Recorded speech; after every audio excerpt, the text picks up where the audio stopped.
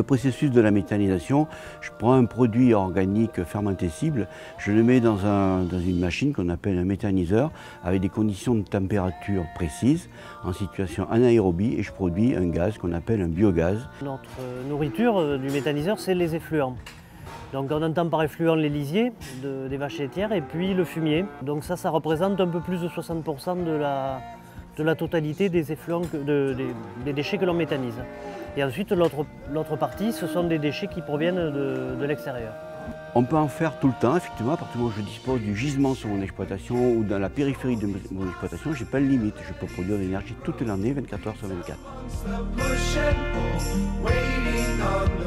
Le fait d'ajouter la méthanisation en aval d'une exploitation agricole, dans le processus économique, moi je dis qu'on vient en consolidation de l'existant. Si vous voulez, je renforce quelque part aussi la solidité économique de mon exploitation au travers de la méthanisation. Nous, c'était une motivation environnementale et sociale d'abord, c'était l'élimination des lisiers et notamment de l'odeur des lisiers.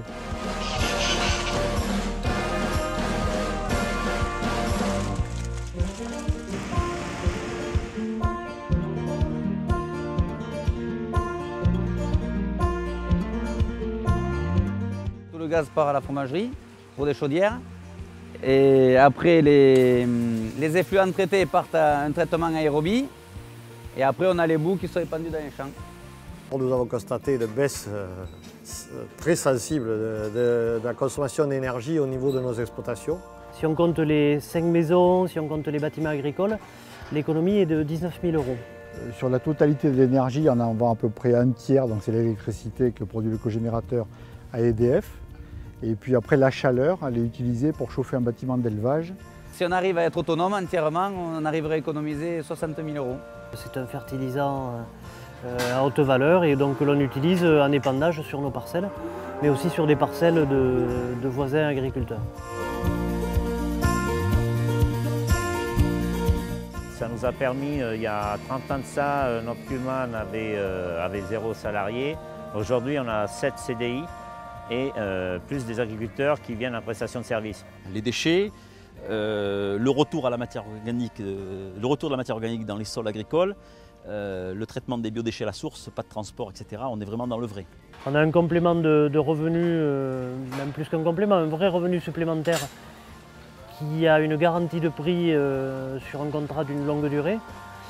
Donc ça vient sécuriser un petit peu l'élevage. Donc il y a tout intérêt pour un éleveur qui veut se développer à envisager ça dans la ferme.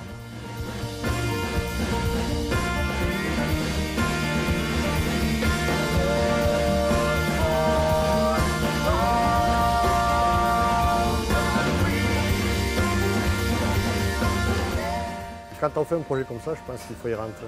Il faut y rentrer à fond. On se côtoie pratiquement quotidiennement pour le projet de méthanisation. Il y a deux choses importantes à savoir, c'est que c'est un outil technique complexe qui est un assemblage de plusieurs équipements. Et donc sur la première année d'exploitation, il y a toujours plein de difficultés techniques et d'adaptation qu'il faut gérer. Il y a plein de métiers là-dedans et je pense que les gens, il faut qu'ils s'attendent à découvrir des métiers différents. Il faut avoir la réflexion et c'est pour ça qu'il faut un certain temps, bien mûrir son projet. Il y a un apprentissage nécessaire de la biologie, des outils mécaniques, tout ce qui est autour, on va dire, de la phase de fermentation, les pompes, le transfert, le chauffage, etc. Et vous êtes obligé de reconsidérer des organisations de travail et du redéploiement de compétences humaines.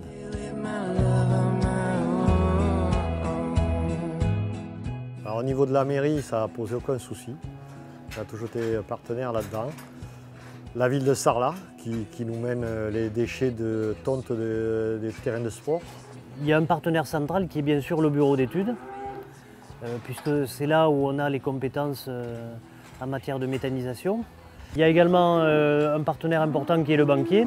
Après, on a toute une série de partenaires aujourd'hui en termes d'exploitation. C'est une entreprise à part entière avec tous les partenariats qu'il y a autour. Nous sommes adhérents de l'Association des agriculteurs méthaniseurs de France qui propose des sessions de qualification autour de certains thèmes précis propres à la méthanisation qui m'apportent à chaque fois beaucoup d'éléments. Moi, il me semble qu'une ferme moderne demain doit absolument réfléchir à ce concept de méthanisation. Bon, ça va créer une dynamique sur la ferme qui est entraînante et qui est porteuse d'avenir.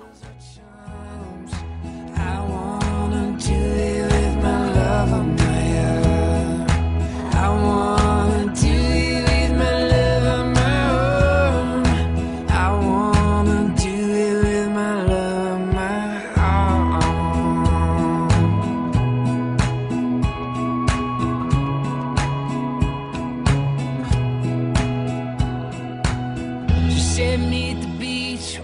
time that 12 o'clock should be found. You wear your blue dress, I wear that love on my own.